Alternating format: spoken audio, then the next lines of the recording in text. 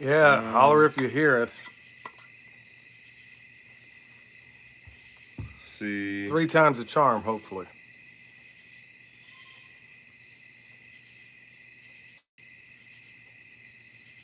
All right. Can anybody waiting for Permapastures Farm? Hmm.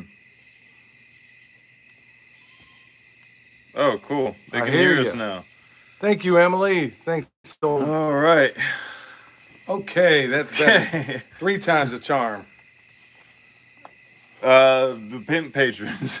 Yeah, we'll We do need to that shout again. out the pimp patrons, which is Glenn Sargent and Tracy Rader.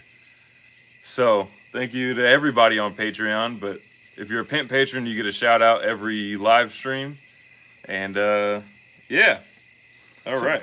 well, speaking of live streams, y'all, give us a shout out. We're trying to figure out what kind of frequency we should do these things, or if anybody gets any benefit out of them. I'm sure there's some benefit, but if you we're not sure as to how often we should do them. So maybe kind of shout out and let us know what you think as far as frequency goes on that sort of thing. But as of late, what are we doing there, son? I was trying to get the chat to pop up on the screen, but it didn't seem to be Oh, okay. doing All right. that. Well, hey, sorry for the delay, y'all. We got no idea. We switched it out from his device to mine, and well, I I have guess no idea. Okay, so maybe it's working now. I Yeah. guess. All right. Um. So who's on board, son? So, well, the Savory Life just said snow in 3 to 4 weeks. So that's Where? yeah. Where? Hopefully, you don't live in Western North Carolina. Somebody said we. Alicia Simmons said we both sound alike. I hope so. We're, What? that's my dad. No, no, no, no. That's not what I'm getting at. I don't know. It's me hearing it, but the timbre of his voice seems much deeper, and I don't know what to tell you. yeah. Well, hopefully, well, All somehow right. we get mistaken. People just automatically assume he's my son. In some of the places where I kind of lost my mind because I didn't want to comply, he comes in after me, and then he has to suffer the recompense for what I've done. And it's usually not too bad. It's just kind of telling somebody how I really feel. So maybe I shouldn't do that as often as I have been. Shout out to the Two Old Crows Homestead. They're building their homestead from scratch. They just recently got pigs. So shout out to them. That's exciting. Yeah, I've been trying to watch as often as I can when they And pop they're up. and they're doing the chicken tractor on steroids. Yeah. So that's if you guys want to see another way of doing it, then go to their channel. It's just a slightly different variation than to what we do. I think it's cool to watch. I think it's awesome because I'm seeing people do it from the ground up, and they're doing it the right way. They recognize that this homesteading thing is a war, not one in miles, but in inches, and it's kind of cool to see them off and running, and people that haven't traditionally done this sort of work, and I mean, we get a lot of those comments and people reaching out. So if anything feels like this is all worth it, it definitely is that, knowing that we're at least having some positive influence. And they're understanding the benefit of doing it like step by step, not introducing every animal all at once and every system all at once. They're building off of the Right, knowledge that they're learning and what they already know. right. So that's so So, cool. Hey, okay, we'll let a few more people get in here, but yeah, y'all, as you oh, know, the snow, International Falls by the Canadian border. I guess I can't be too surprised. no, no, I guess you should be surprised. I mean, Well, good night. Yeah, there's a lot of weird stuff in terms of weather around here. We're still, I mean, this November will mark 2 years having been at this location, and we're still trying to get used to the idea that back where we lived in Texas, you'd still be sweating like a runaway slave out there. And here at night, you can literally open your windows, and even during the day, I mean, you don't need air conditioner, not right now, but it's pretty cool. so shout out to Eric, which we've got both of our shirts. I think this was I That's can't right. remember the kind of green. It's green until it's not to me. So his is the nitrogen fixer one, which might be backwards for you guys, and mine is the ABCs, always be composting. Yeah, if you want those Yeah, shirts, y'all, I mean, my man's got all kinds of great ideas. Check yeah. out Eric Sider's YouTube page because honestly, this shirt right here. And the other one about permaculture is a conversation starter. In fact, I was at church wearing. It's funny because every time somebody asks you the definition of permaculture, I always stumble through it because I don't think there's a elegant definition. And he made this shirt that says permaculture, and then it shows the three ethics, which we try to concentrate on here, focusing on those ethics as opposed to just giving you a definition to which, like William said one time, you give them the definition and they say, so what is permaculture? But he gave the most elegant, he has the most elegant shirt where it says it all right there on it. And this one here too, Nitrogen Fixer. I was in Lowe's earlier today picking up some stuff for Renewed Homestead. And yeah, go check them out too. I was in there picking up some stuff for them, and somebody asked me about the shirt. So it's kind of cool that somebody even knows what that means. Yeah. So hey, tonight it's all about community, and some of it is right here. In fact, if you're watching right now, folks, you're part of a community, even albeit virtual, right? But it's still part of a community. Well, one thing I was thinking is, like, as you join the chat, if you want to, go ahead and type in your location generally. And some of you guys could probably get connected just through this chat log. Now, backing up on this community thing, y'all, I mean, when we first started this whole thing, we started with family. Didn't work out so great. Then we started with friends, worked out great. Had another opportunity with family, disaster. And then when we finally did all this 100% by ourselves, it was just us three. And, you know, we kind of settled into the notion of thinking that, you know, hey, here's a community. There's three of us right now. And we thought that was sufficient. And I was wrong. Even though we were getting it done, we found out, honestly, I think the true value of it is when you have an online community, you have all these different communities, but honestly, becoming friends in record time, especially for me, I tend to be aloof oftentimes with people I just meet. But like Justin from Metcalf Mills down the road, I mean, me and him hit it off. Our whole families did. We just love each other, and it's a community. I got community with Ben and Denise at Renewed Homestead. And we talked about it the other day, and we thought, you know what? I've been a real dope in the past about community, thinking, okay, you know what? I'll just hack it out of the wilderness myself. And we have in the past. But it's a foolish notion. And this community, y'all, let me go ahead and hit this other thing real quick concerning that. Back to the land festival, folks. Look, that is going to be a profound way for not only us, but for everybody that attends it, to have a community, even if it is just for a day, 2 days, or as long as you can be there. And then to build that community. And you might even find at something like that it won't be the first time that you go to a place like that and you find out, you meet somebody and you find out they're like 30 minutes away.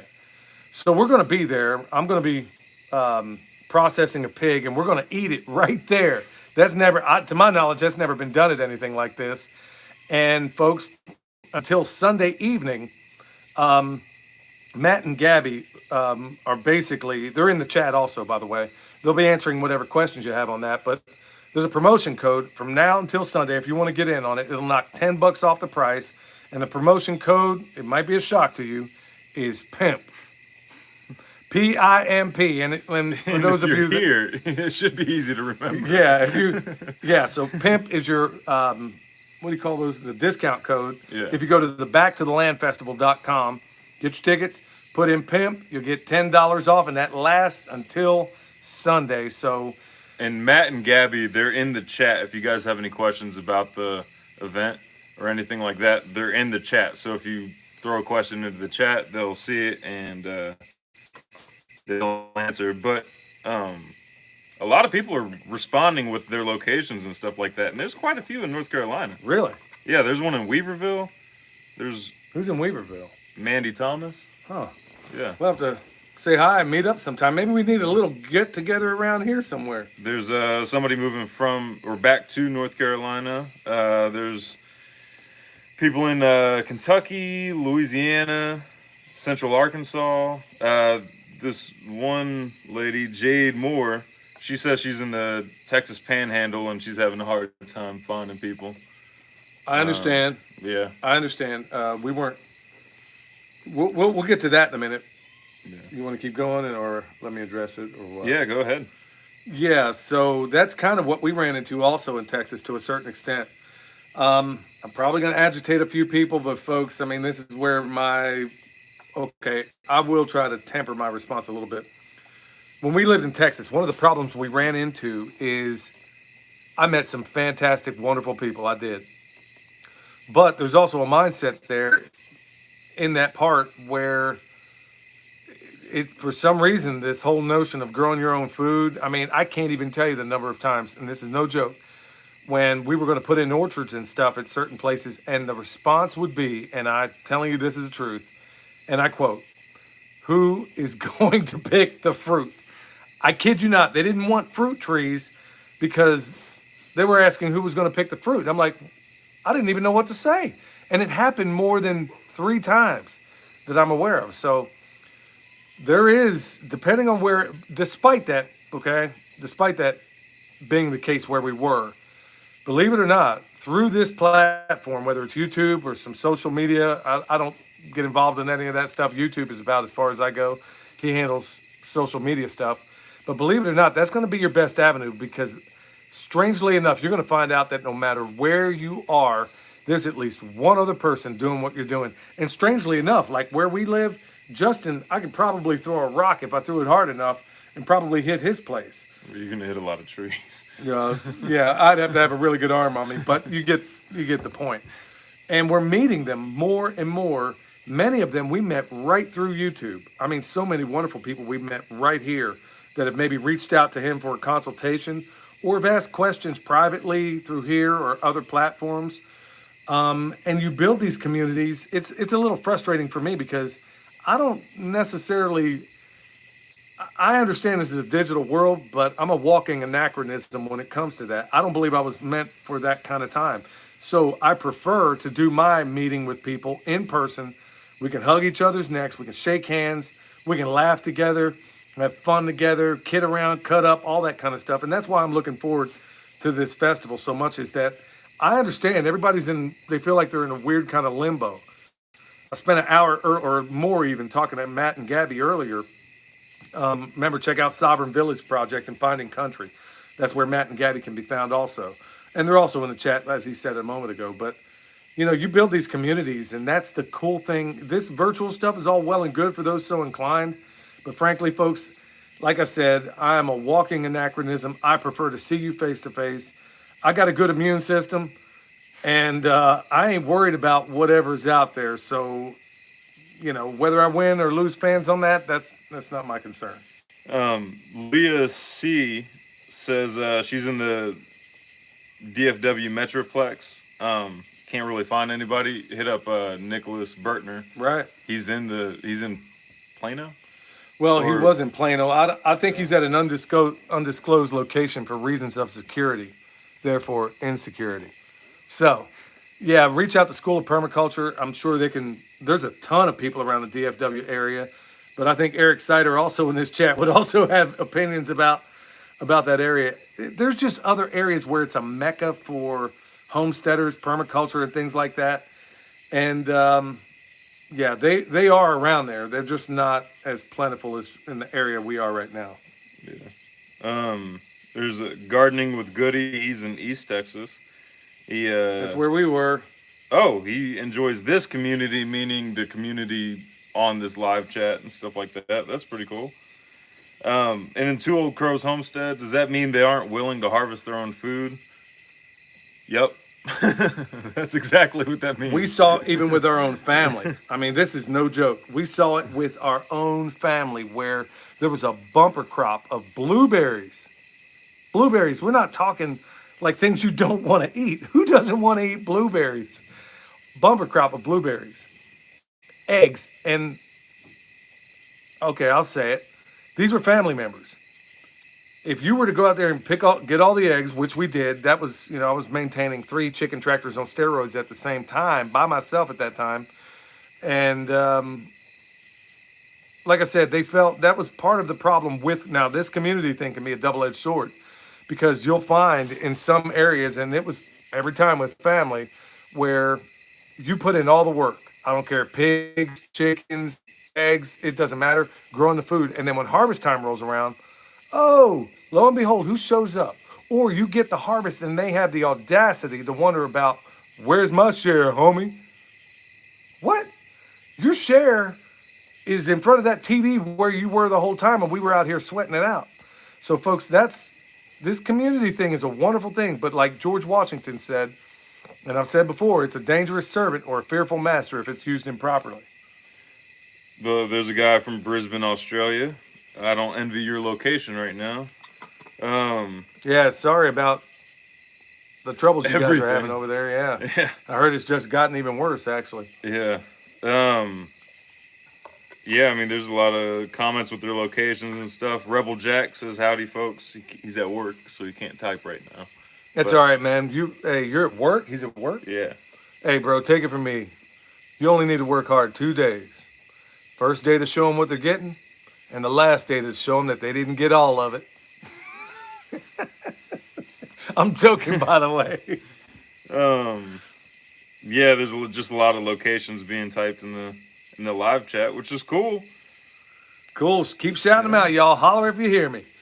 So let's build this community. Okay, so talking about anybody has any questions or whatever, just go ahead and shoot them out. Well, here's one. Okay. Pug Mama said, I'm assuming she said they have 5 acres, but they can't keep livestock because of restrictions. And then I can only dream of having livestock. I would suggest moving. No. Oh, okay. Yeah, you can do that. I'd suggest fighting. Because moving isn't so easy for people these days. You know what I'd do? Honestly, I was going to do it back in Texas. There's ways that you can raise animals clandestinely. Yeah, it can be done. If you don't have any roosters back there, maybe your neighbors around you might not raise a stink. If you get to certain kind of sheep, like some of these hair sheep, actually people hearing the sounds that some of these animals make is kind of soothing. It really is. If you have a privacy fence, that makes it a little bit better. Honestly, I'm all about asking. I'm asking forgiveness. I'm not even asking these days. I'm just going to do it. Sovereign Village Project said rabbits are perfect for non-livestock area. Excellent. Yeah, and I think if you have a breeding pair, in a year it'll produce more meat than a cow, which obviously a cow isn't at finishing weight in a year, but you get the gist that one breeding pair can produce quite a bit of meat and can easily be designed into a 5-acre homestead. And you could easily provide all the rabbit's needs on 5 acres, depending on where you are. It just floors me. You got 5 acres and what? They expect you to sit here and grow grass? I'm not asking permission anymore, folks. You know what? People are trying to impose things upon me and mine and my friends without permission. You know what? Free people don't ask for permission, and I ain't asking. Or here's an option. So you get animals that are either pigs or sheep, something that can be finished in 8 months. Get them as feeders, raise them up. You get complaints the whole time, and then you finally get rid of the animals and put them in your freezer. And then you do it again, and then they go through the whole process again, but the animals just keep disappearing. So if you can hold them off for 8 months, I think that might be a plan. Son, hey, if he ever pursues a life of crime, okay, yeah, we'll be doing these live streams from Dubai. Chickens, if you do the fastest ones are 8 weeks. If you can hold them off for 14 You know weeks. what? You're dealing with government. They don't do anything quick. Yeah, you can do it. Hey, and then you could always do the George Costanza approach when they hit you up about it. When they say, hey, these chickens, these pigs, or whatever you got back here, they got to go. And you like, was that wrong? Should I not have done that? Yeah. Had I known this sort of thing was frowned upon, I wouldn't have engaged in raising farm animals. Yeah. I mean, honestly, Or these days you're say gonna have they- to be clever. Say they identify as a pet that's legal to have there. Yeah, And they your can't pig argue with that. identifies as a dog. They can't argue with that. Yeah, what And are if they they gonna do, say? let us know. Yeah, absolutely. Good night, man. I'd have Yeah. never thought we got this My kind of pigs habit. identify as dogs. So. Yeah, I don't know what y'all are talking about. Yeah, they show up. Some gumshoe shows up. Well, oh, sir, we're going to talk about these pigs. Oh, what pig? Oh, that's Jimbo. They identify as people. I don't know what you're talking about. Yeah. I mean, honestly, you can use some of this stuff in reverse. I was talking to Matt and Gabby earlier tonight about an incident I had at one of the local bakeries and how, if done right, you can do mental jujitsu on a lot of these dopes. So, Because it's not founded in logic. So no, you can exactly. make it So you up. can sit here and say, I mean, I got a buddy of mine that claimed he was a trans-testicle polar bear for 45 minutes. And he was like, anybody mess with me? I'm telling y'all right. He's his name is Jason. I won't say his last name. He's like, y'all, he's from Arkansas.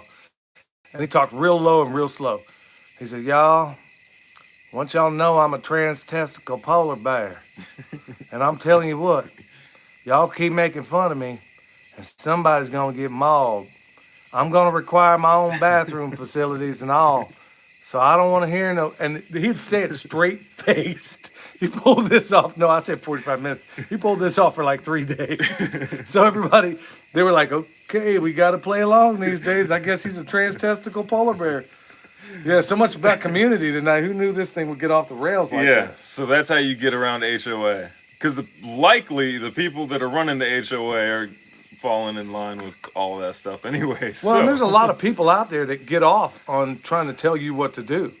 You know what? I mean, that's fine. I mean, you live in that kind of.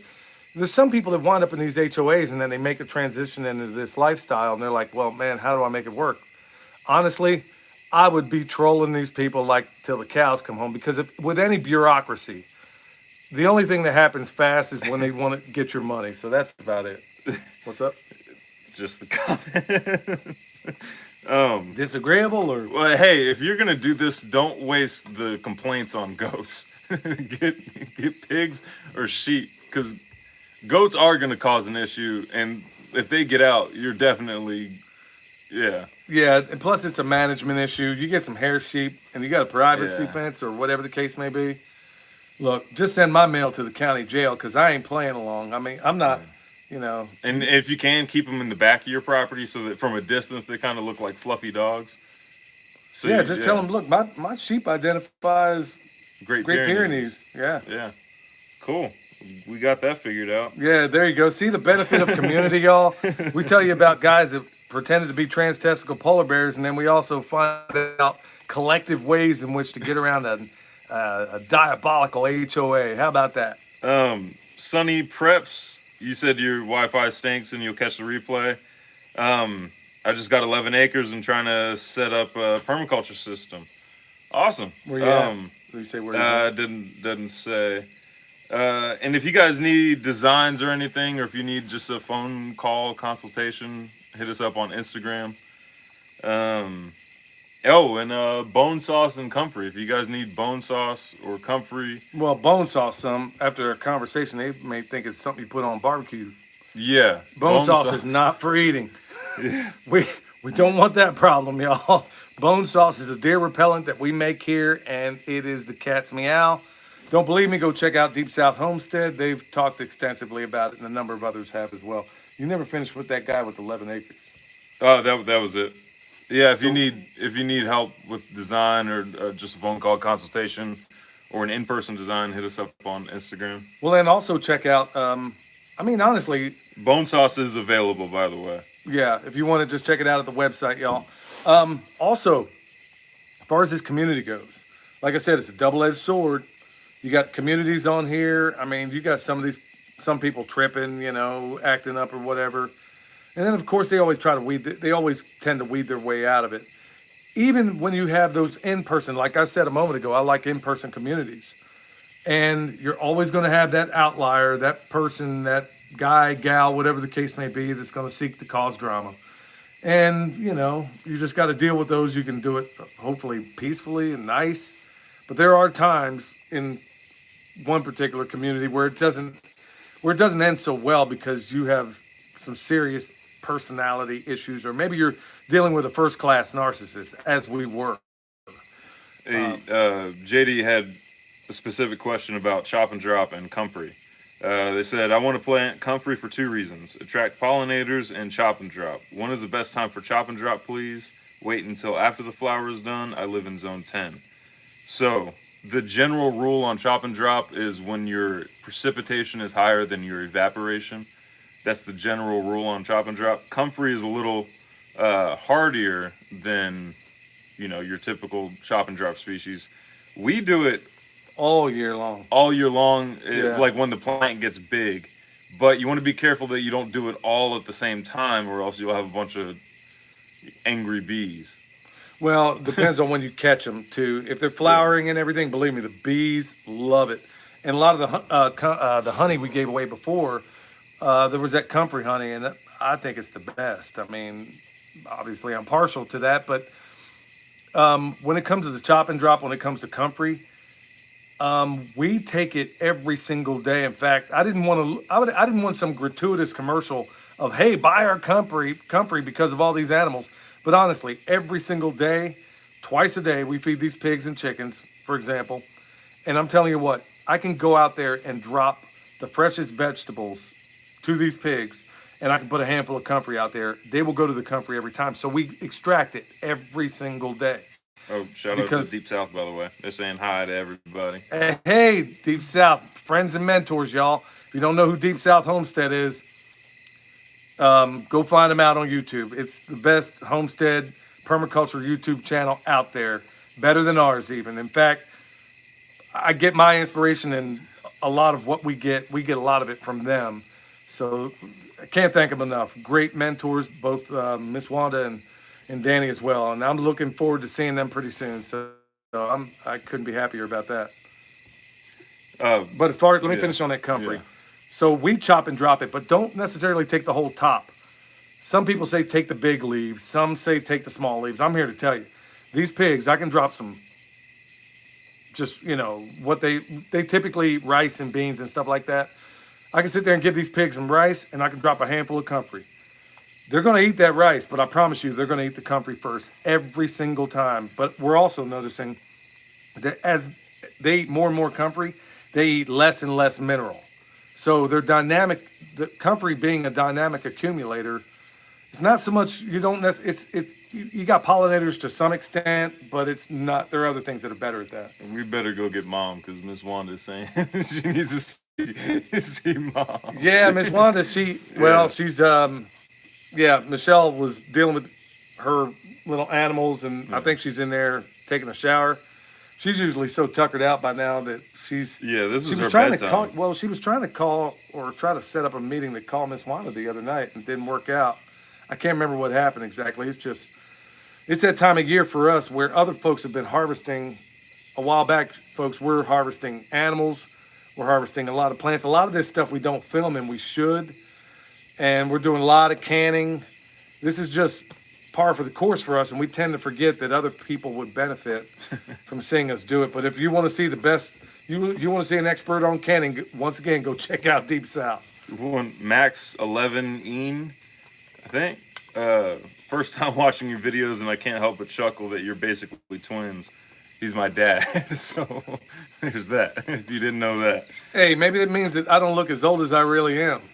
He's 50, y'all. Hey, son, why don't you go and tell everybody that, man? You got to keep it ambiguous, man. I don't hear any women out there telling anybody how old they are. Hey, Renewed Homestead. Are you a woman? No. Hey, I can. Apparently, I can be if I want to. Renewed Homestead said, "Hey, what's up, guys? How big should the comfrey be before we start giving it to the chickens?"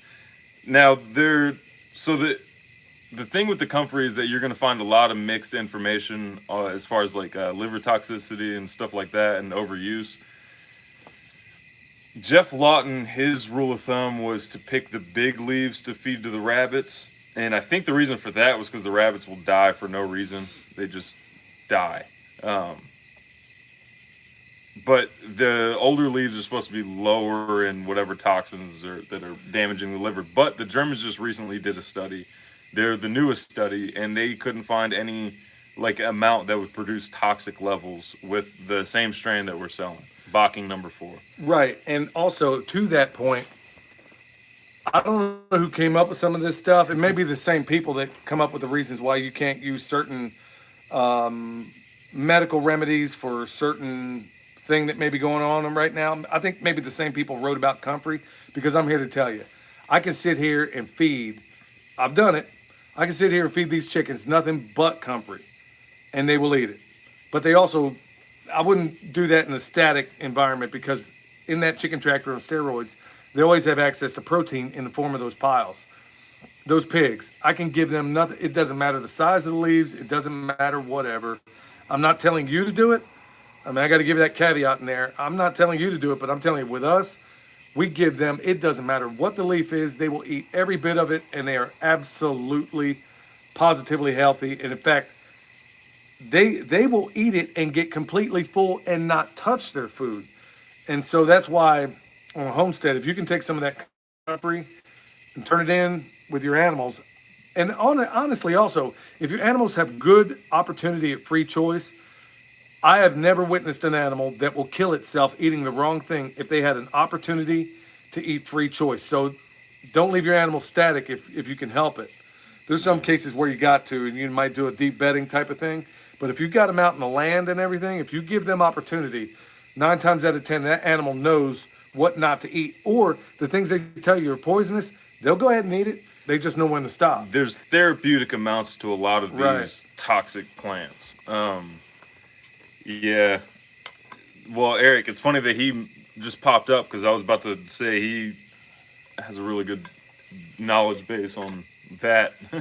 But as an example, the last paddock that the sheep were in, the 2 moves ago, there was this one plant, and I can't remember the name of it, but Mom said it was toxic to the sheep. And you can see that they nibbled a couple of the leaves off the bottom and then just left the rest of the plant. Right. Yeah. Hey, y'all, anybody new coming in, make sure you hit that thumbs up. That's what I'm told anyway. Hey, want to go back to the new people that have just arrived in here, just real quick. Remember, y'all, we're fielding your questions at the same time, and also we're cutting up, having a good time. But also remember that Back to the Land festival's coming up. And remember, until Sunday night, go to the backtothelandfestival.com, buy your tickets there, put in the promo code PIMP, P-I-M-P. It stands for Permaculture is My Passion. You don't have to write it as an acronym, just put P-I-M-P, and it knock $10 off. So anybody wanting information on that, just in the chat, Matt and Gabby from Sovereign Village Project and Finding Country, they're in there. They basically organize this whole thing, and they'll answer whatever questions you may have. So yeah, go be sure to check that out. But hey, remember, how many times are you ever going to see somebody like me and him and a bunch of others? And it's really cool what this festival is going to be about. It's going to be a lot. We've taken a lot of cues, honestly, from Deep South Homestead too, as far as how to structure this thing. There's a massive entertainment element. You're going to have Matt, who's a professional musician. Some Nashville musicians are going to be out there lighting it up. There's going to be an awful lot of time of fellowship, which is what it ought to be. But then there's also some skills training in there. There's an old boy in there that's a wild forager. I can't wait to spend time with him. He's one of those people that he just walks into the forest with a bottle of salad dressing, and he's going to come out gaining weight. So I'm looking forward to that. Yeah, they won't let him on Survivor. Right. Living Free in Tennessee, they're going to be there. Sovereign Village Project, Finding Country, he's going to be showing folks how to do compost. He's going to be doing a compost class. And I just found out today from Matt and Gabby, the guy that's doing the wild foraging, I mean, this guy can do it all. I mean, you name it. As far as all, living off the land is concerned. So he wants to take parts of the pig that I'm going to process out there. It's going to be an American guinea hog. And like I said, we're going to eat it right there on the spot. We're going caveman style on this, y'all. And he's going to take the fat, and he's going to do some pretty awesome stuff with it, I'm told. Now, he ain't going to take all of it, because this is the best fat on any pig that I've ever processed before. But honestly, you folks are going to know it. We're going to sit here as a community. We're going to get hands on deck. I'm going to show, as best we can, as many people how to butcher as possible. you'll be conversational. You're not going to be fluent by the time it's all said and done. You'll understand how to follow the lines. That's right. You're going to understand. I got a paint by numbers method. I just go back and watch our videos on processing a sheep. In many ways, a lot of it is, it doesn't matter whether it's a sheep, cow, it could be a moose. A lot of these things are the same. There's some things that are different, but we'll make that distinction. But yeah, that's going to happen out there at that Back to the Land Festival. So remember, go to that website, put in promo code PIMP, and bam, you're off to the races. Somebody was asking about food safety. As far as the cooking the pig, I mean, it's going to be cleaner than any restaurant you go to. Got that right. Yeah. Having worked in the kitchen, it's going to be cleaner than any restaurant you go to. I remember that diner in Kansas I was working at when I was in high school. There was this short dude who was dripping sweat into the griddle. He was constantly sweating. It didn't matter what time of year it was. He was dripping sweat into the griddle. Folks, another reason to be a homesteader, eat at home or at gatherings like this. Okay, so as far as food safety, look, look, we're as safe as can be. I'm obviously not going to be doing any disgusting things around here, but I guarantee you, the microbes ain't even going to have a chance to take hold because honestly, as soon as we take this thing apart, it's going to be cooking because the first thing I'm going to do when we break it down, first thing we're going to do is take off the loin, and we're going to commence to cooking. And yeah, and also it's this going to be meat's still going to be hot. It's going to be cleaner than any meat you can get in the grocery store just because it goes from alive to being cooked very quickly. Whereas like a grocery store, how many different points of contamination does it hit before it finally gets to you? Right, and then think about all of your grind meat. That's why, if I can help it, when I do an animal. Hey. We misunderstood. They said, sorry, I meant learning food safety skills. I don't understand. They were wondering if they're going to learn food safety skills at the thing. You're going to learn knife safety skills. I don't know about food safety skills. I mean, I don't know what the you mean pig by is that. Clean. Yeah, the pig's going to be very, very clean. Yeah, we're going to skin him. We're going to gut him. There's a lot of people that prefer to scrape. I'm sorry, go ahead. Oh, that was yeah. Sorry, we misunderstood the question. Looks like there's a lot of people rolling through. Yeah. Give a shout out. There's Mary Flash, hey y'all, happy Friday from Dawsonville, Georgia, with the little peach emoji. Jason Vance, hey fellas, hey. When is the best time to plant comfrey? From Melanie George. Anytime you can work the ground. Yeah, by and large. Until you see stuff. Well, it kind of depends on where you're living too. Yeah. If you're living in a place like Eric Sider, like where is he? California. Yeah, but like Southern California, right? Yeah, it's hot. Pretty hot and dry. If you're someplace like that, you might need to tend to it a little more often. We're in North Carolina. We're in a temperate rainforest, so we just water it until we see something's pop up, usually. Or just a couple days after planting. It's pretty easy to grow stuff here. I've hauled meats from Jason Vance. I've hauled meats. We have to haul them at -10, and it could take some time before it gets to the store before you buy it. It could take some time. What other comments you got in there, son? Hey Sue's, LOL, restaurants scare me in so many ways. We just have Gemini Homestead's on here. Oh, Buddy cool. Gemini Homestead is on What's here that? too. Hey. Who from what? Buddy. Oh, Buddy. Yeah. Man, he cracked me up. Hey, y'all need the best seasoning on the planet. Go check out Gemini Homestead. I think they still got the Etsy page. Hey, y'all, It goes good on everything. That swamp mix. Oh my goodness, he's sitting there driving me nuts because Buddy sent us some. I thought he sent salami, y'all. He sent some of this mix, and it was rolled up. When I pulled it out of the package, I'm like, boy, this is dense. Pull it out of there. I'm like, boy, that's the hardest salami I've ever seen in my life. I get to looking at it closer, and I come to find out it's Miss Lippy's seasoning. Yeah. And he just rolled it up real tight, and I guess the vacuum sealer did it. But I'm telling you what, I mean, I don't care what it is, y'all. They got that clucking good. It's for chicken. They got the pork. I don't even know what esse they have because I just use the swamp mix. He's up here being greedy on the swamp mix. I'm not being greedy on it. It just goes good. Hey, we stuck it on everything. Justin from Metcalf Mills gave us some corn on the cob, and we had a few come out of our place. We put that swamp mix on there. Yeah. Man, I ate the cob. I'm telling you what. Yeah. Yeah, that was. It goes good in cottage cheese too. If you guys are into that, I like it. It goes well on everything. Yeah, you want the best mix out Roasted there, y'all. vegetables. Yeah, I mean, your mom's used it on just about everything. I mean, only what I'd like to do, I want to make some. I honestly would love to make some kind of Cajun sausage out of it. I need to hit them up and find out exactly how Miss Lippy would go about it. But folks, if y'all need the best seasoning on the planet, best good Cajun seasoning on the planet, go check out Gemini Homestead, Miss Lippy's mix, and I think Yeah. she's coming out with some fish mix too. I remember Miss And then Wanda, the first tea time she too, gave it right? to me was fantastic. Tea too, right? I don't know Tea about all that. blends? I ain't never got past the seasonings. We use them Yeah. all. You shouldn't have released Swamp Mix so soon because nobody's gonna get past Swamp Mix. No, Because it's so good. Yeah, you should. Well, I like the chicken one. I Yeah. like the and she puts it in there to where I'm not a big fan of lemon, just straight up lemon. She got like a lemon flavor in the I think the chicken mix, and it's just enough. I mean, it ain't overpowering. It's just enough. It's not overpowering. Yeah. It's awesome. Oh, she says she got 3 more coming out in late fall. Oh man, Awesome. I can't wait for that, And y'all. Buddy said I need a refill.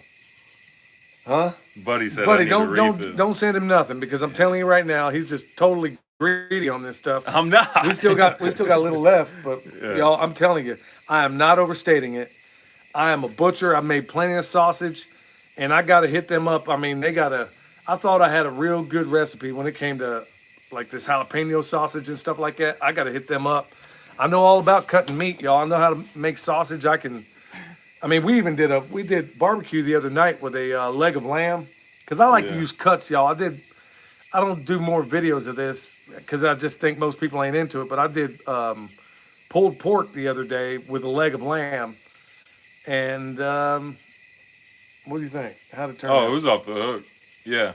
That Right. leg of lamb was good. Yeah, but I wondered if I hit it. I need to find out the best way to cook this leg of lamb on a smoker, and I wonder if Miss Lippy's seasoning will work on that. I need to hit him up about it because I'm about to cook the rest of that lamb on there too. Homestead Jen, she's in Massachusetts. How's it going? Yeah, actually has 5 acres and is building a homestead from scratch by herself up there. In Massachusetts? Yeah, Huh. yeah. Well, man, the rules they got up there. I mean, I was up there visiting a farm once, and I got family actually in Westfield, and I got my army buddies that I visit. One in Worcester. I think I said it right, Worcester. She's not from there. Yeah, but I'm So just she might saying, not all over pronounce it that that state, way. and then on the other side of it, folks. When I crossed the state line to go into that place, I saw all the regulations. All I seen was signs all up and down that road about what not to do. So I don't know how you manage it back there, but best of luck to you. Pug Mama, the same one that can't have any livestock. They asked, what kind of chickens should I get for my clandestine growing? Sovereign Village Project said hens, which is good. Yeah, it depends on what you're trying to do. If you're trying to produce eggs or if you're trying to have those animals gone in, 8 to 14 weeks. One of my projects in the future, if I ever get some headway around here on some things, I was planning on it in Texas, and it was in the works. And I was going to call it the clandestine chicken tractor. It wasn't going to be a chicken tractor on steroids. It was going to be the clandestine chicken tractor. And what I was going to do is stick it out in a public place, disguise it as an in-ground transformer, and then put high voltage all over the sides of it, thinking that people are going to be driving past it. They're never going to raise an eyebrow to what it is. If Lord willing, I am going to get that experiment done. I'm honestly believing that you could take this and put it in the open space. As long as it says high voltage on it, ain't nobody messing with them birds. Yeah. Eric just said the most permaculture animal is a pigeon. They fly out and feed themselves, and no one would believe you're farming pigeons. That's a good Yeah, point. that's a good point. So that could be an easy source of food for you. Boy, I thought I was slick with a clandestine chicken tractor. That's the most clandestine Yeah. way of doing it of all. I mean, Z good Squab. night. Yeah, Yeah. that's awesome. Homesteading Jen, my bad, 3/4 of an acre, not 5 acres. She just got her poultry fence to put up her young chickens. That's awesome. She has a few chickens she's starting out with. Awesome. She has a food forest in the works. She has a lot of old growth forest that she's having to manage with that. and stuff like that. Good problems to have, as far as I'm concerned. I mean, no matter what, I think it's a great problem to have. Jade Moore has a question: would breeding to improve any species be acceptable in permaculture? Yeah, I don't see Absolutely. any problem with it. Yeah. Yeah, I mean, if anything, I mean, okay, so what are you doing when you save seeds? You know, Yeah. you're saving it. The every successive generation, those seeds should be better adapted to your property. Same thing happens in the animal world. Same thing happens with you. I mean, if you, I remember Danny at Deep South saying one time that every time he goes somewhere, he fills up his jug full of water and he takes it with him, right? His body is well adapted to the minerals he gets from that water at his property. So now you take Danny all of a sudden, let's say you drop him at a Motel 6 in the middle of Massachusetts, and he's forced to drink that stuff coming out of the tap. Now, how do you think his body's going to react? But if he had that bottle of water that he brought, point is that we all become adapted, whether, and we teach this when it comes to, let's say, our compost piles. The best compost in the world is going to be the stuff you make at your property because the microbes for your property are best adapted to your property. So the seeds that you grow on your property, every year you should be getting seeds that are better adapted. Same thing with your animals. So, for example, let's say you bring an animal from elsewhere. Here, and I'm going to prove this. More than once, we brought animals in here from elsewhere. And let's say they've come from a place where the forage is not at all similar to what we have, right? So you go through this feeling out process where they come here and we isolate them for a short while. And because they're, especially if it's a ruminant, their ruminant, their gut bacteria is geared for the place that they were, not where they are. So if you just put them cold turkey, people wonder why. There's other homestead channels, some of them very famous. You come back with a gang of lambs, you bring them back to your property, put them out on grass, and you wonder why they all die. Well, you gotta ease them into it. So what you want to do, and Greg Judy even wrote about this in his book, is that when he first got lambs, that most of them died. Well, finally, the ones that did survive become adapted. Then they become better adapted. You introduce a little bit more genetics, and they become adapted. So we go through this feeling out process. No, there are some people out there saying, I don't know who they are, but I've heard the argument that you shouldn't adapt animals to whatever. That is insanity. You adapt everything to your property, your seeds, yourself, your animals. Why not? Hey, Kathy and Jim Dick are on here. I just visited them out. I just did that consultation for them. Oh, That's those are awesome. the folks. Yeah, I was working on the design right before this live Yeah. stream. Yeah. They said their chickens are here. They just got a bunch of chicks, Awesome. and they got 3 fruit trees and a blueberry bush to start their food forest. And Sean, They're gonna start. Yeah, and I just connected Sean, the Modern Yeoman, and those two together, building community because they're fairly close to each other. But they're gonna start along their food forest along the driveway. awesome. Yeah. Yeah, that's a great Yeah. idea if I do say so myself. I mean, it's honestly that's where, and I understand that he's a carpenter, right? Yeah. Right, And and the see- stuff he does. Well, see, that's where I think a lot of people, if there were more people in skilled trades that got into permaculture, they would honestly change the world. You got people like Darren from, Darren and Patty. What's his site called? Homesteader. Hacks for the Homesteader. Hacks for the Homesteaders. I mean, one of the handiest dudes you're ever going to meet on this planet. But what I'm finding out, if a lot of people in skilled trades were to make their way into farming and permaculture like some are, they are going to turn this whole thing upside down. Just like in my world as a journeyman electrician, there's things I do with this fencing that people say you can't or shouldn't do. Well, I know better. I know how this stuff works. So we've invented different techniques, maybe not in the way they should be used. Maybe people didn't do it or didn't think about it. Well, take another carpenter, a journeyman carpenter, come out there. For example, my brother took Joel Salatin's chicken tractor. Remember that? Mm-hmm. He knocked weight off of it. Now, I know that's the cardinal sin according to Joel Salatin, but you take a journeyman carpenter and say, okay, I need you to take this structure and improve it. He not only made it stick to the ground better, but he knocked off, I don't even know how much weight. Well, I'm trying to convince Jim to do a flat pack chicken tractor.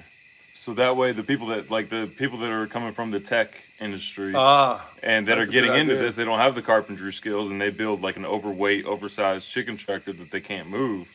Or they could buy An IKEA version of one? An IKEA version of a chicken tractor. Okay, that's a great idea. And it's not, I mean, somebody Yeah. coming from a tech background who has no, foundation in carpentry. Just send some royalties this way for the great idea. I'm just joking. No, I think if more people in skilled trades, plumbers, electricians, carpenters, you name it. I'm telling you what, with the collective wisdom of some of these people that have been at it a long time, they would, like I said, my brother literally changed up that design, made it more sturdy and made it lighter and made it stick to the ground better. But that's a journeyman carpenter with, years and years of experience. But he conveyed that information to me, so I was able, so with gussets and other things, wooden gussets, he made this thing incredibly strong, but still heavy enough to hold to the ground. Kara Comp, they say, hey, from West Asheville, groundhog problems big time. Okay, you want me to try, tell him? yeah. You could try bone sauce. I don't know if it'll work. I don't know. I hear claims about this bone sauce. Only thing I can vouch for real, personally, that I know personally, is deer. That it eliminated any deer problem. In fact, we ain't got no deer on this property, to my chagrin. Yeah. But there's one way people deal with them groundhogs. That's giving them chewing gum. Honestly, You're better. I think you might as well want just to blast try. them. You could do that, but maybe attempt the bone. Or if there's somebody who's tried the bone sauce on here and it's working on groundhogs or something like that, it's working on. We've heard claims that it's working on squirrels and rabbits and stuff like that. So it might work on groundhogs. And you're just down the road, really. Yeah, folks, forgive me if I'm tough on groundhogs, man. They about blinded our dog one time. This one, remember that one? Yeah. Cut literally down one. How it missed this dog's eyes, I don't even know. But this groundhog we had way back when, got mixed up with it. But let that groundhog try to mess with my dog, Milk Boy. Yeah, he's gonna be singing a different tune because I'm telling you what, that groundhog's gonna be sleeping with the fishes like Luca Brasi. There isn't a violent bone in that dog. Yeah. That dog. Yeah, you step out here and you mean ill, that dog will get with you. I remember I honked at him one time and he ran from the bottom of the property all the way up to the house. Who's out doing his job all without night? stopping. He didn't even look Who's back. out doing his job all night? Yeah, he's chewing on a toy right now, Dad. Anyway, that dog does his job. He's doing his job behind the sheep tractor and electric fence.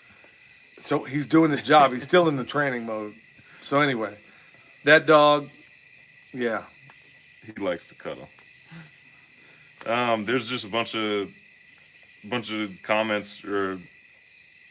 Kenneth Sword said chewing gum doesn't work. The 22 caliber does. Yeah. I mean, there's just. Yeah, I don't know anything about. Groundhogs.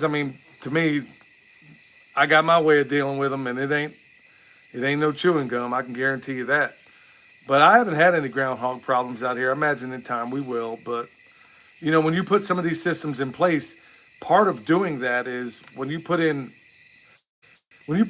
make a place, when you bring it back to life. Believe it or not, some species will come back that didn't used to be there, and to some extent, to a great extent, we saw it in Texas.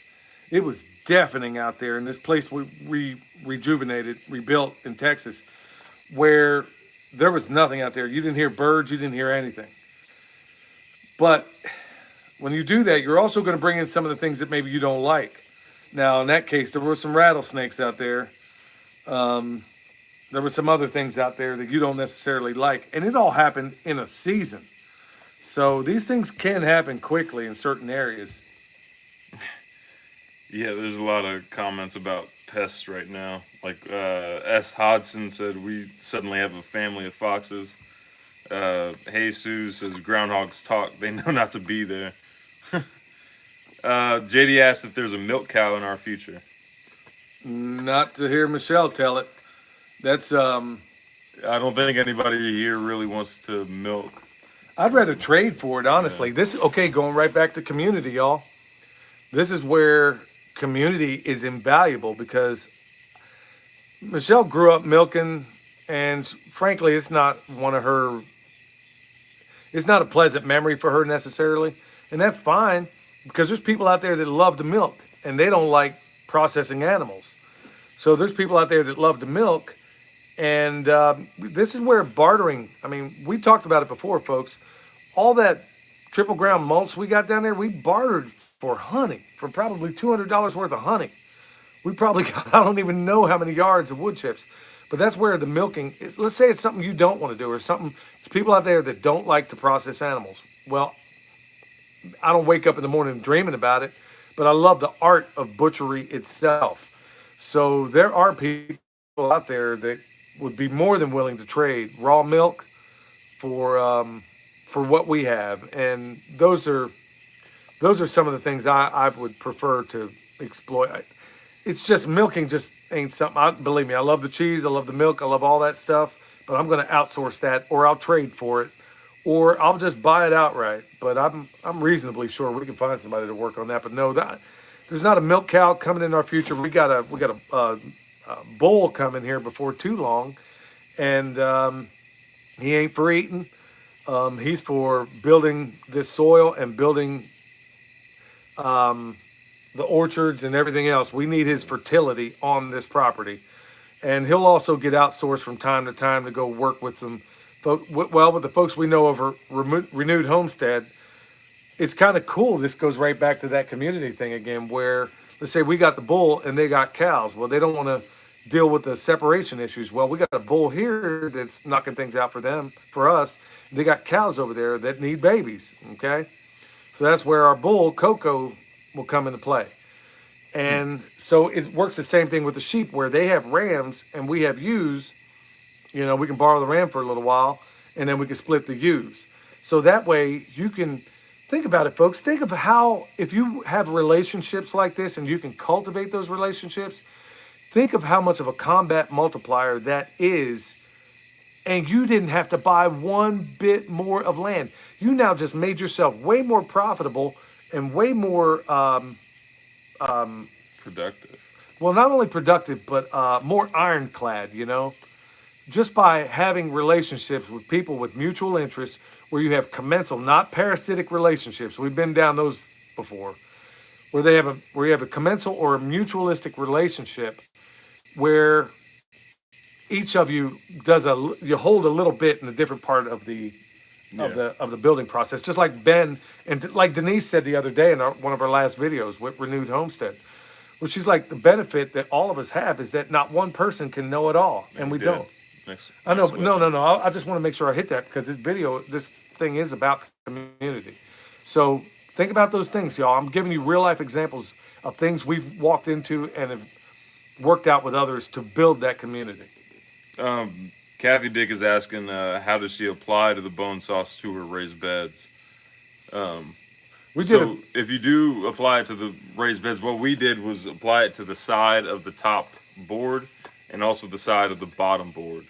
So it hits it. And if you apply it to the very, very top and you're like sitting on it and all like leaning on it and stuff like that, you're going to get bone sauce all over you. And I don't know if that stuff comes out of clothes. Yeah, I don't know. The way I make it is that, I mean, I come up with a couple of different batches before. The way I make it now is probably 4 times stronger than the batch I initially gave to Deep South Homestead. It's that much more concentrated, and it's pretty, well, it's not toxic, but it's very, I don't know. I don't know if you're going to get it out of any clothes. Not caustic. No, it's just, it's like tar. Yeah, it almost has the consistency of tar. That's right. Yeah. And so I wouldn't put it on the top. If you're going to sit on that thing, I would put it on the sides. That's the way Michelle did it. And if it's on a wooden surface, if your raised beds are wooden, you don't need to keep reapplying it. Just put it on once. Yeah. Kara Comp actually mentioned that there's a guy at the farmer's market, and I'm assuming in Asheville, that traps them and eats the groundhogs. And then somebody else commented, Kenneth Sword commented that up here in Appalachia that they follow chicken recipes for groundhog. So maybe that's just another food source for you. The other white meat. Or yeah, Pug Mama, you said you can't have any livestock, but you have groundhogs and moles. I'd eat them. Yeah, I mean, I ain't got no problem. Folks, it's worth a shot, I guess. I mean, think about it. Really think about this. The best meat and I'm saying this from a standpoint of a trained butcher, the best meat you can't even buy in stores. Now, am I saying, hey, I want a ribeye off a groundhog? I don't know. Maybe I would eat it, but I will tell you, you can't buy this Katahdin hair sheep in no store, and that's the best meat on the planet. You if can't ask buy either hair one of sheep in general. That's what I'm saying. You can't, but you definitely ain't gonna find it in the store. You're gonna find wool sheep, and it's gonna have that lanolin in it, and it's gonna seem a little gamey to some folks, but it don't matter to me. I'll eat it anyway. But you can't find that in the store. The kind of chickens we raise here, you can't find that in the store. And if you do, who knows how it was raised or how it was dispatched? Pressure cooker and swamp mix is all you need. Oh man, hey, but I will tell you, on some of them environments, like those and raccoons and stuff, you Yeah. better be looking out for them glands, because a lot of those animals got a lot of glands. And trust me, you eat a gland, you will pray for the mercy of death. I'm telling you. And also check the organs. If there's like spots and they're black, probably not something good to eat. Yeah, I'll eat anything, man. I mean, if the good Lord provides it, I will eat it. Yeah. There's a lot of recommendations on how to actually cook it. All right, maybe this isn't as odd as I thought at first. Well, I ain't never had no. I mean, I'm sure your mom would make a fine stew out of some raccoon or whatever else. I mean, Some groundhog. yeah, you see me bourguignon. walking in here. I'm just walking right through the kitchen. Hey, honey, got something for you. I didn't clean them out yet, but boy, she'd lose her mind. Yeah. Yeah, there's just Those are- Stephen Kolako just wanted to say hi from Mumbai, India. That's pretty cool. Awesome, That cool, didn't show up on the demographics on YouTube. man. I That's wonder pretty what time cool. it is over there. I have no idea. Well, cool. Hey, thanks. What's up from India, man? I wonder what homesteading in India is like. I can tell you what's something else. I was hearing some stories lately from, man, how do I say this without us getting the feed knocked off? But basically, I hear in India. Well, we're over an hour. It's okay if we get kicked off. Okay, so I'm gonna. Maybe you can confirm this, sir.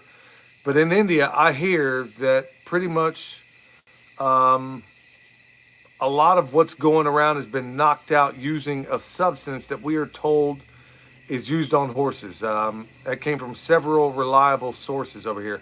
I don't know if it's all of India, but I heard that there's at least parts of it that are, that are pretty healthy right now. What Thanks do you mean to there's a cheap generic drug available that'll knock a lot of this stuff out? yeah, that's what I hear. I mean, that's what I heard. And I've heard that we might even be accused of applying some of this stuff, and having had it worked. There's still a lot of recipes for. You guys really got hooked on that. On what? They still talking about eating On coon? raccoon, groundhog. Hey, that's actually a good thing. If the powers that shouldn't be have their way, we'll be eating roaches. So Yeah, or if they pass what they have to die from natural causes. yeah, I mean, what was that in Oregon? Yeah. You got to have an animal die of natural causes. I mean, what? I don't even understand. This is why we need community, folks.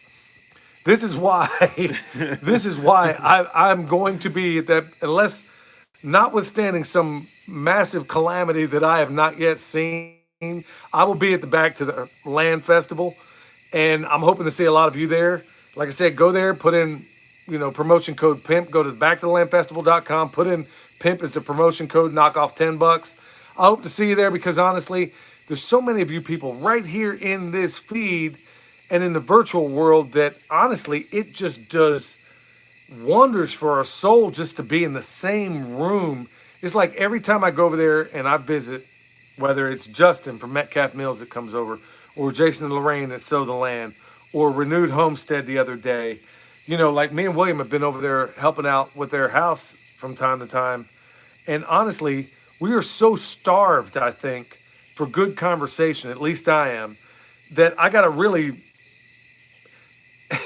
is that I don't get as much done as I probably should, because I'm getting this part fulfilled in me of having that community at their place, because we don't do it often enough. And I don't think they do it often enough either. We can have conversations like me and Danny did at Deep South, or that I have the conversations there that you can't have in this forum, because we live in the United States of amnesia.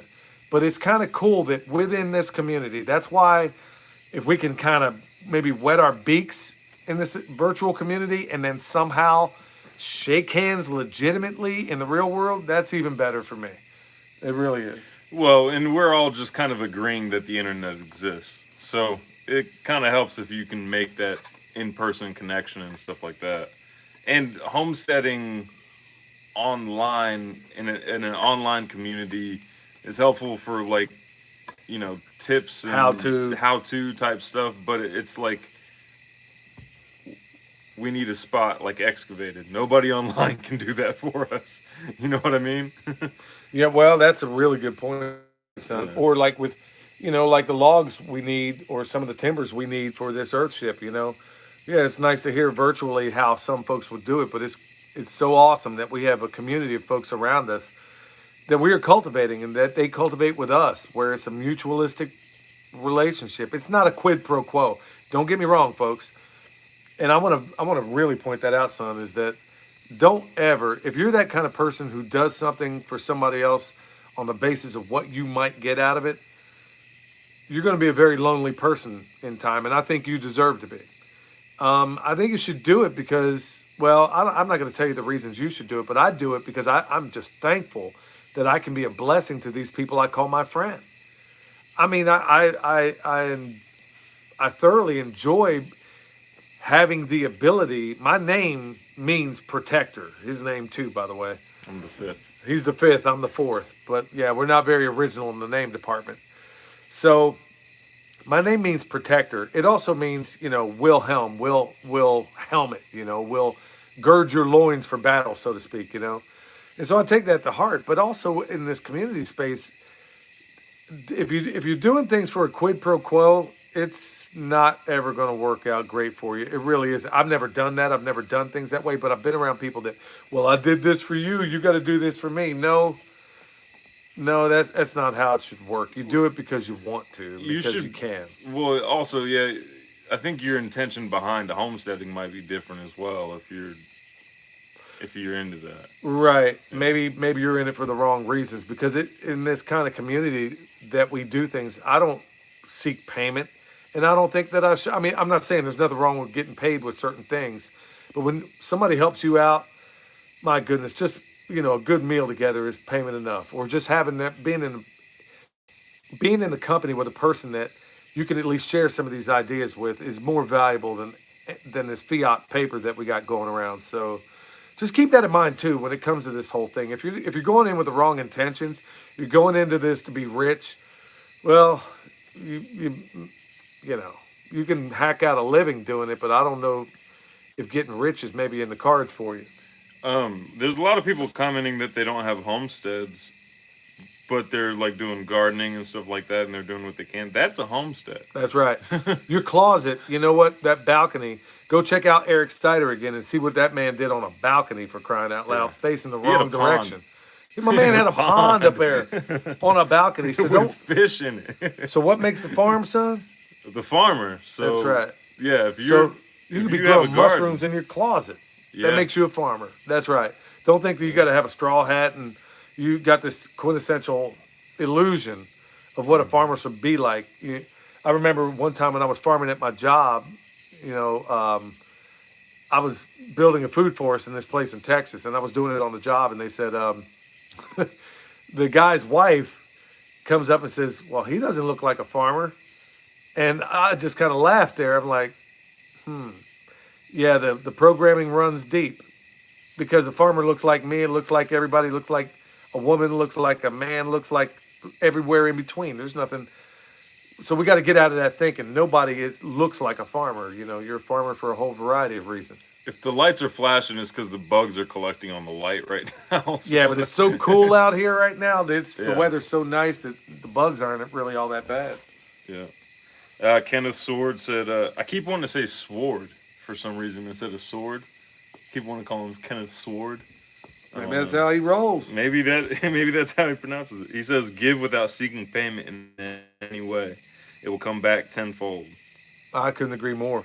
It's like, honestly, the most worthwhile things I've ever done in my life has been volunteer work. I mean, and we talked about it the other day, Vets for Child Rescue.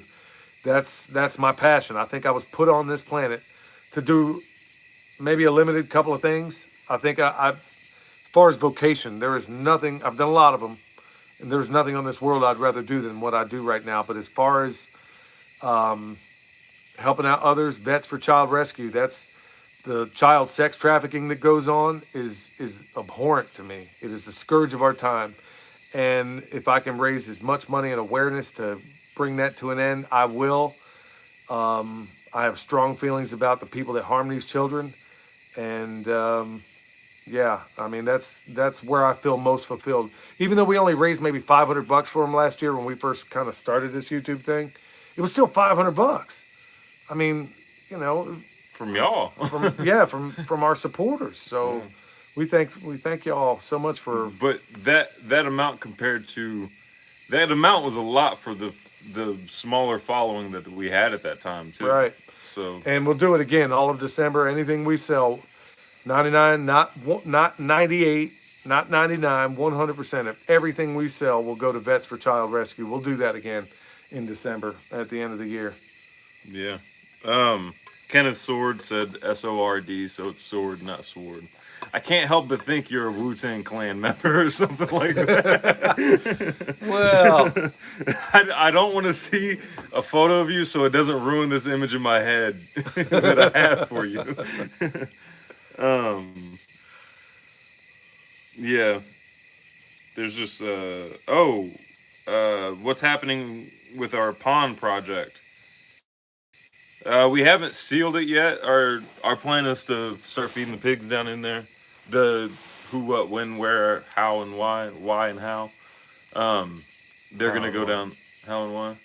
They're gonna go down there in the pond and seal that up for us. But we haven't. They're still working their way out of the barn. right. Now. So when we got these pigs, yeah, these guys look like they just stepped out of a prison camp, and yeah, they were in rough shape. So we had to get them up to snuff. But folks, ordinarily we wouldn't buy stock that jacked up, but the pickings are so slim that we went with it. But now, you know, these are Yorkshire, so they're long pigs, you know. So I'm sitting here looking at the hips coming out of these guys, and I'm like, okay, they got worms. So we got that worked out. And now these guys, I mean, like I said, they are going nuts every single time we throw comfrey out there. And this is like Michelle's highlight of the day. She'll throw comfrey over. She likes These little piggies. Justin's daughter down Yeah, there. oh yeah, Justin's little girl. She loves these little pigs, and she wants to go down there and play with them every time she's over. She's a little sweetheart. Love her so much. And she loves to play with these little pigs. But anyway, they're going to make their way eventually up to the pond. We'll get them to work on that. Now, ideally, I think we would want a bigger space. So I'm not sure how much time we'll give them in there, because if you leave them in there long, there won't be a pond. So we're going to see if this batch doesn't work. If nothing else, this pond is really doing great in stopping the flow off the side of this mountain. It hits a certain place, and then it channels down, and then it hits this pond, and then it, you know, it's a spillway, and then keeps on going. So if nothing else, it's remember, when you get energy on your property, remember, you can either deflect it, you can expand it, you can amplify it, or you can capture it for a short while. And you know, you can be in varying stages of all three sometimes. Oh, well, Vicky Savage said, who plans for a year plants rice, who plans for a century plants trees, who plans for eternity teaches. Oh my. Man, who said, was that her word? Vicky Savage. Well, yeah, I don't know who said Is that a it. quote? I don't know, but she's got another one. No one on his deathbed regretted not making more money. Many have bitterly regretted lack of human relationships. Yeah, how true is that? You know, Right. I know some people like that. I mean, one of them, a family member, where it's like Mr. Krabs and SpongeBob, man. I mean, just sitting there grubbing for every single dime. Meanwhile, your family falls away, and you toil away day after day for the almighty dollar. Is that worth it to you? It ain't to me. Kenneth Sword said, I can call him whatever you want and keep the image, just don't call him late for dinner. Boy, amen to that. Amen to that. That's when he starts getting aggravated, y'all. When he gets hungry, he starts. I eat, well, in my defense, I eat once a day. So when it's time to eat, it's time to eat. Yeah. So Okay, yeah, he gets a little crabby. You know, like, you know, he wants a Krabby Patty. Oh, the quote for planning is an ancient Chinese saying. I think that's fantastic. I love it. Yeah. I really No, do. there was another one that That's she a had T-shirt said. idea right there. Now, There was another one she said earlier. Ancient Chinese saying, "Anything that walks, swims, crawls, or flies with its back to heaven can be made fit to eat." So there boy, goes your squirrels, your groundhogs. What? Who is this woman? She's yeah, got some. she's knocking them out of the park with Yeah. that. But I'll take Man. exception. I'll take exception to some of that because honestly, we may be into a, we may be in a period of time where we got to eat anything.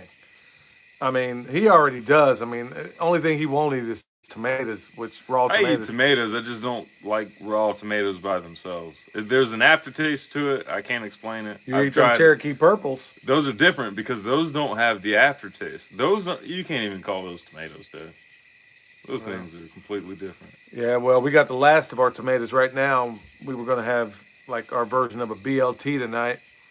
So, yeah, well, that didn't happen. So we ate some anyway. Leftovers. Yeah, so we ate some leftovers or whatever. We'll get to them BLTs tomorrow. But when you got bacon, like when you're aching for some bacon like we have, it's worth doing it in very. I don't even know where I'm going with this, man. We get to talking about bacon, and I'm like losing my mind here. But no, back to this community thing, y'all. That's where, I mean, think about it. Okay, a lot of people they're working on like small homesteads or like backyards and stuff like It seems that. like a lot of people are focused. Okay, on that. well, exactly. Okay, so let's think about how you can do that within a community. Okay, so you live in a city lot, and let's say there's few restrictions. Okay, let's just pretend for a moment this is South Oklahoma City. Okay, where nobody's caring what you got back there. And I have seen potbelly. I remember in one backyard I saw a potbelly pig, a pit bull, and a monster truck, all within a city lot back there, and it was the strangest thing I ever seen in my life. Anyway, but imagine that person with the potbelly pig and all that, or let's say it's not a potbelly. Let's just say they got a few pigs. Down the road from there, let's say they got a couple of sheep. I mean, this is self-explanatory by and large, but folks, the point I'm getting at, even where you live on large acreage, you know, even in those places, you still need, it's still helpful to have community because, Justin from Metcalf Mills he's gonna do in 20 minutes what it would take me probably 2 days to do on a machine. That's community. Yeah. Ben and Denise over at Renewed Homestead. Denise knows all the technical stuff, and we have absolutely no idea. Right. As you could see by the 3 attempts for this live stream, Right. we don't know what we're doing. Exactly. But, Yeah. Inside of like 2 seconds, she basically showed us, okay, hey, maybe if you change your phone settings, you can actually make phone calls from your house instead of driving to town. And then, Ben from the same homestead says, hey, it wasn't a quid pro quo. He's like, hey, you know what? For the lumber or, for some of the things you need on that earth chip, you can mill the lumber over at our property. We got a mill. That's community. Even long distance community. Matt and Gabby, we collectively, get online together sometimes, talk, and then we come up with, maybe business ideas and ways to go in different directions. So all these things can be done. They don't, and they shouldn't be done in a vacuum. They can be, but I think it's going to make your life a lot more difficult if you have a whole family helping out, like we do. It's me, him, and Michelle, and then we hustle for money on the side doing other things. Because of some of what I say on here, I don't tell everybody what I do for a living all the time or how I make money, because I don't want some lunatic going after my business, because I am a journeyman electrician and I can make money doing that. So I don't need anybody knowing the nuts and bolts about how all that goes. But from time to time, I may go out there and work for a hired gun and do electric work. Doesn't matter. Point being, at the end of the day, if you can bring to bear all of these wonderful people that exist out there that are thinking they're all alone because you haven't reached out to them, or maybe they haven't reached out to you, and then you find out that, like Justin, rolling up and down this road for almost 2 years. 2 years. Justin was driving up and down here on that tractor. We'd see him all the time. Hey, there he is. He's in there now. Oh, cool. He's in the chat. Here it is. This wonderful, extraordinary man, this autodidact that lives just down the road from me, literally walking distance, was rolling up and down that road for almost 2 years before we ever said hi to one another. And I kicked myself in the butt every single day because honestly, we could have been friends long before now. As And soon as we moved, really.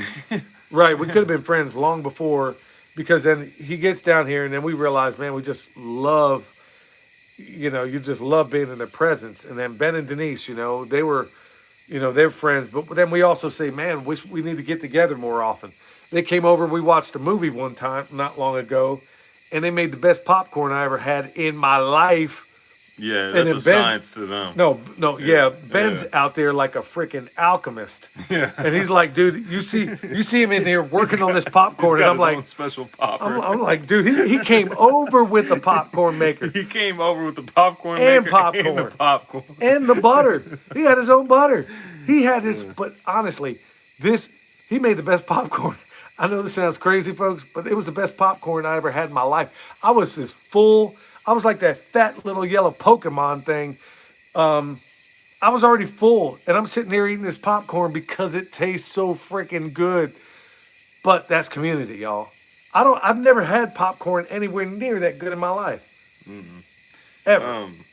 Also, crap, I lost it.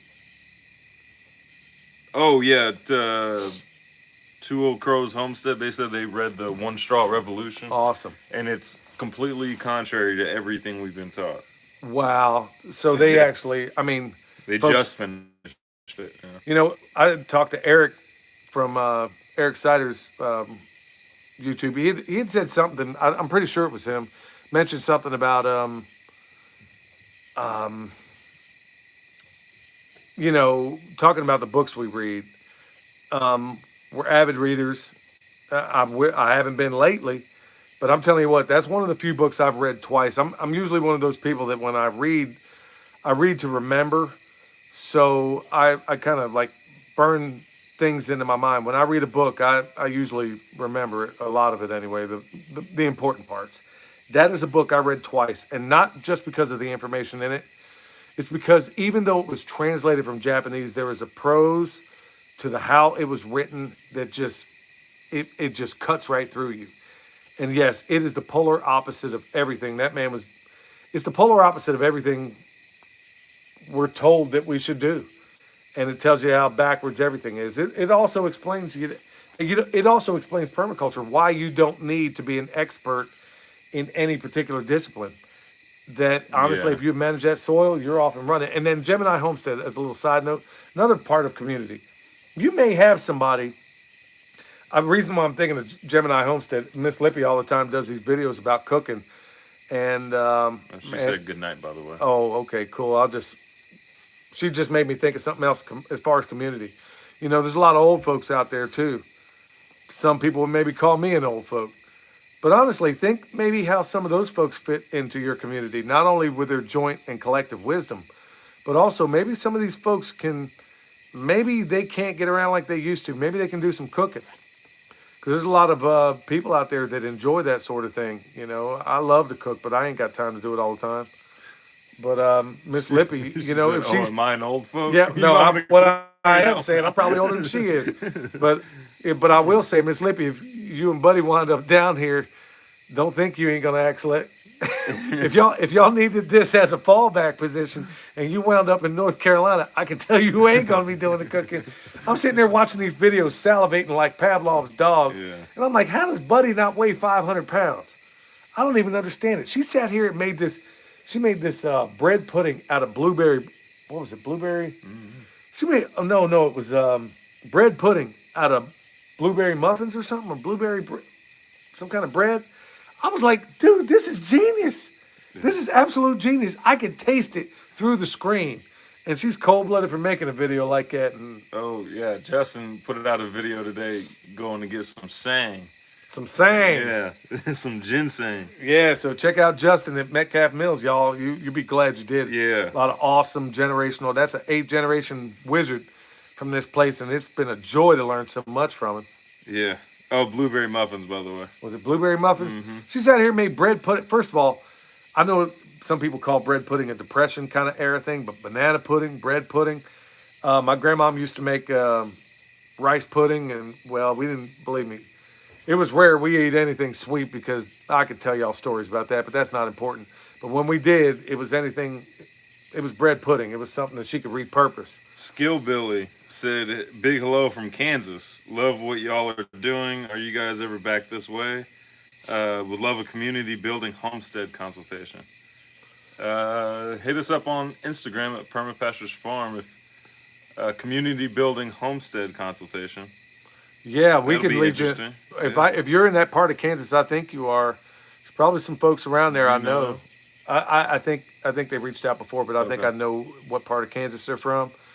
Yeah, there's some folks we know around there that you probably want to know. Yeah, I went to school in Kansas. I grew up in Kansas. Yeah. So, yeah, Yeah, so it's it's pretty cool. Yeah, so we'll go ahead and hit a couple more of these questions, y'all, and then Yeah. we'll wrap it up. Eric said the French chef I worked with in the NYC made bread pudding from leftover croissants. Oh man, I don't know, man. Eric, that sounds fantastic. Yeah. But I'm sitting here, I'm like, my goodness, bread pudding. I remember the best bread pudding I ever had. Y'all gonna think I'm crazy. I was in the Middle East, and the Brits. We got to do some cross training with these Brits, and this is years back, first Gulf War. Anyway, the Brits, we did like an exchange thing where some of us got to train with the Brits, and then some of them got to. I was one of the ones that got selected to go train with these Brits. And I got over there and I'm like, oh man, it was time to eat. And we were trading them we tried to trade them our MREs for some of those British rations or some of the French that were over there. French had wine in their MREs, so you know we wanted those. But anyway, we got over there, it was time to eat chow. And these Brits, I remember all we were eating with these nasty MREs forever and a day.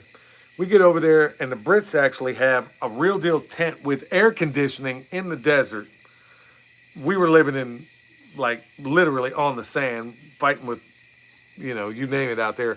Anyway, we get in there. These Brits, they were buying lamb and goats from the locals out there, which was fantastic. Maybe it was just because I hadn't had real food in forever.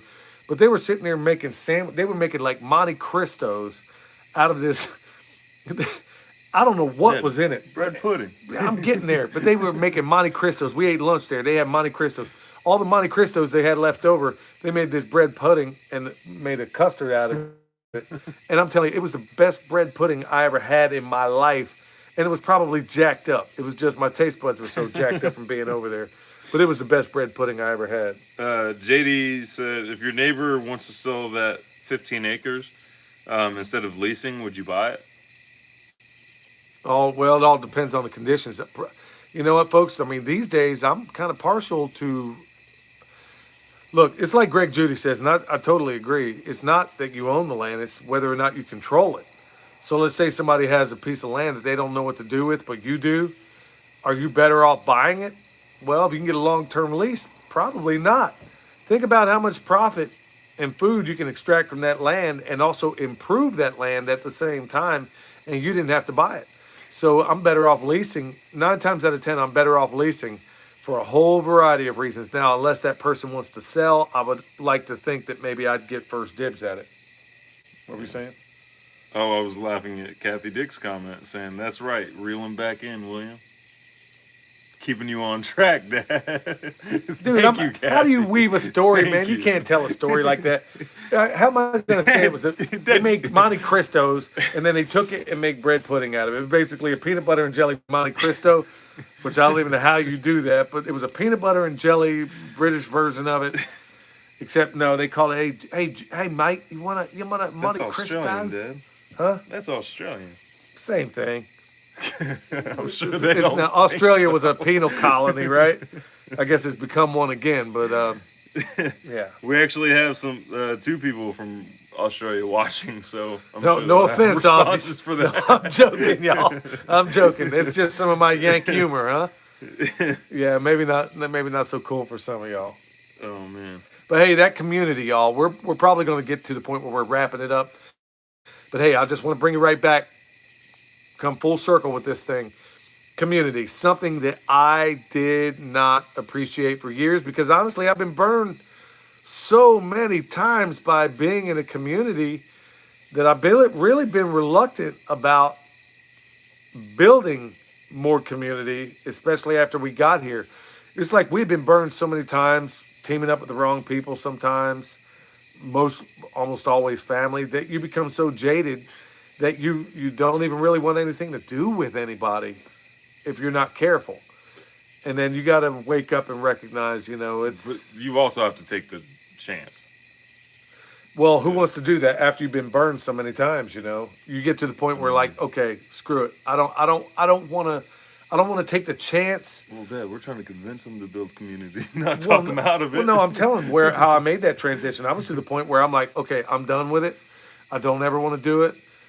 And if you do build those communities, I think it's best done honestly, where let's say instead of doing it all on a collective basis on the same property, I think these things, in fact, I know that they work better when everybody has their own little fiefdom. Okay, where there's no hey, I'm going to drag on your coattails, or I'm going to show up when a harvest rolls around, and then it builds bad blood. And believe me, it does it quick. When you're out there busting your butt every day, and then the person, family in my case, shows up, and you think you're gonna, get half this whatever because we share some of the same DNA, nah, get to stepping. Vicky Savage says, William, if you think your dad wanders while telling a story, you should watch Buddy Hackett. Do you know who that is? Yeah, Buddy Hackett was a comic genius. Thank you very much. Ha ha. Okay, I shouldn't have read that one. Mhm. Thanks, Vicky. You did so well beforehand. No, Buddy Hackett was a comic genius, and he did it clean. He was like Jerry Clower, man. Have you in stitches? I'll And have to Google that one. yeah, Sorry. Buddy Hackett, Jerry Clower. Yeah, son, is before your time. Anyway, hey y'all, remember one more time. Got that Back to the Land thing coming up. That Back to the Land festival. It's going to be Yeah, Back to the Land Back to the Land Festival. thing. Yeah, we're going to eat a whole pig out there. Yeah, Yep, me we'll be- and y'all. We're gonna bring it there. It's going to be live. Look, folks, we're not going to make this gruesome thing. It's a very how do I say it? It's a very It's a sacred act. very sacred thing that we do. But there ain't gonna be no torture. It ain't gonna be the animal ain't even gonna know what's happening. So we're gonna bring a pig, and before it's all said and done, we're gonna show you the highest respect for that animal by not only feeding all the participants there, but also using every single part of that animal, and I mean everything. There is not one thing that will go to waste, and that is the highest form of respect we can pay for these animals. So anyway, remember promo code PIMP. Go to backtothelandfestival.com, put in promo code PIMP, and get $10 off. People are kind of disappointed about me not knowing who Buddy Hackett? Yeah.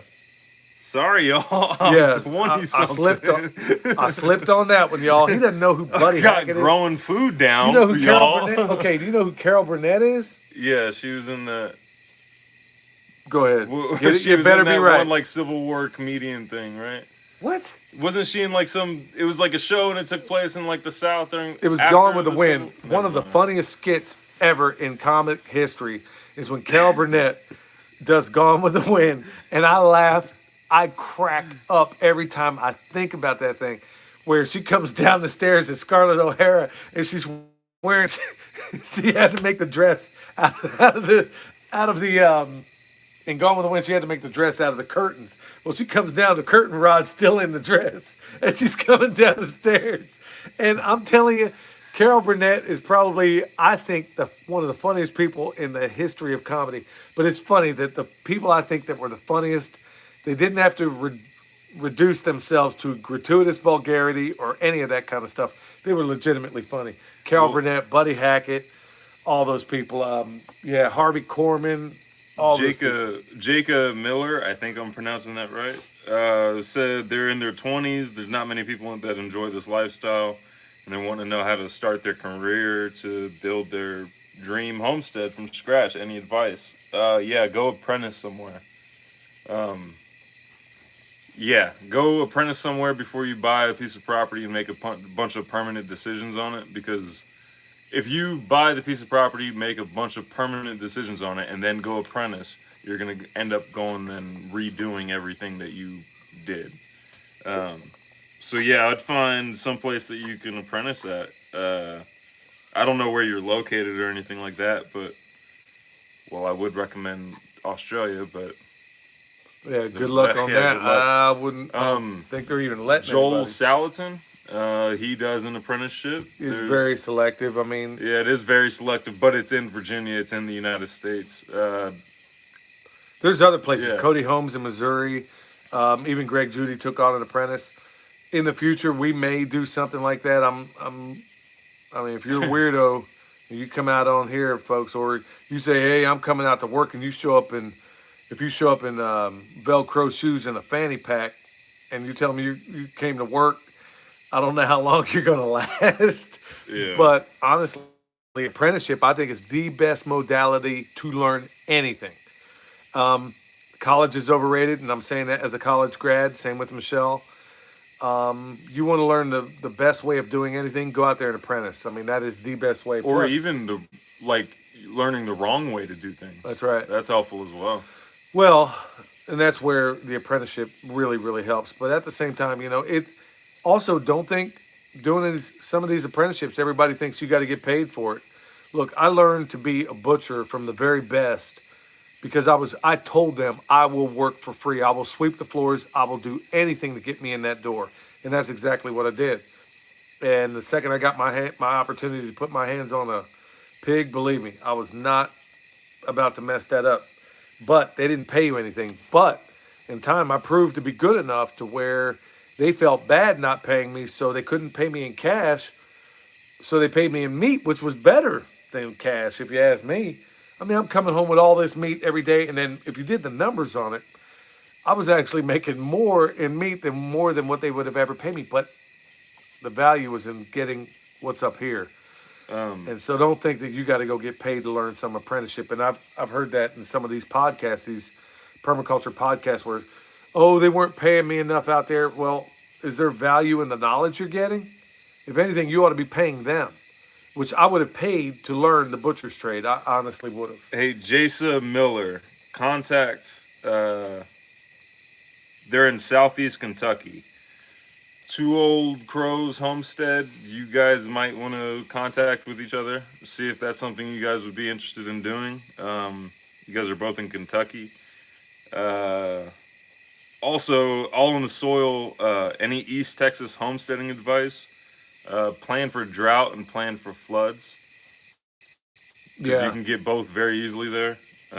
Yeah. Like 3 and 4 months droughts. That's When not we were uncommon. moving down to Texas, they had that 100-year drought event, and the Yeah. Red River flooded, and But you know ended the up- sad, yeah, you know the real sad thing about that is that all these aquifers over there, some of these tile wells in the area where we live, only went down about 30 feet, and these are like wells that are at least 3 and 4 foot in diameter, not a little cylinder that goes down 100 feet.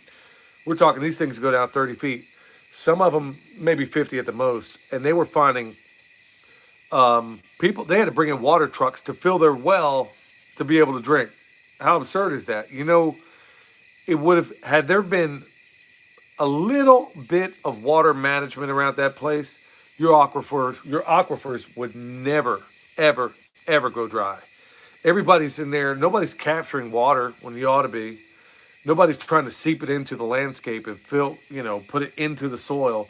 Everybody's doing it the wrong way. well, and a lot of It your doesn't have to water be. harvesting earthworks and stuff like that can also be used to divert water as well, Right. and But they control the direction in which it's going to drain as Right, well. but there's so many opportunities in which these aquifers should never have gone dry. And if California were to do it right now, I mean, like Eric said when I interviewed him, Eric Sider, y'all, for those of you just checking it out, I think he said something about if he would have won running things, there'd be earth moving material or equipment going probably nonstop for the next 10 years.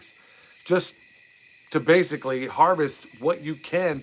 There is no reason. There's enough land. There's enough water falling on the land in these places. It's just we are poor managers of it. Vicky Savage has another one. Knowledge is dangerous. It must be tempered by wisdom.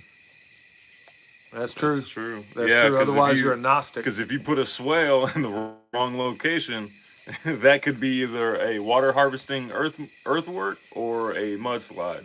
Or But what? you need to have the wisdom to know which one. Right, like the culture mound. We weren't going to do any of that here in this property where we live. It's you try to put that on a slope, and this is the difference between knowledge and wisdom. You put that on a slope, you're going to wind up killing somebody. I mean, especially with the size of these Steep logs. slope, yeah. Yeah, on these steep slopes. But I'm sure there have been people that have done it. Now, in the area where we put it, it's going to be a demonstration site down there. So we were like, okay, we could do a pond, hugel swale, we could do all this stuff in this area. But yeah, you're right. There is a difference between knowledge and wisdom. You ready to wrap this up, Dad? Yeah, wrap it up. I'll take it. All right, so back to the land thing, festival. Yeah, remember also, folks, I mean, hey, thank you so much. I know there's so many things.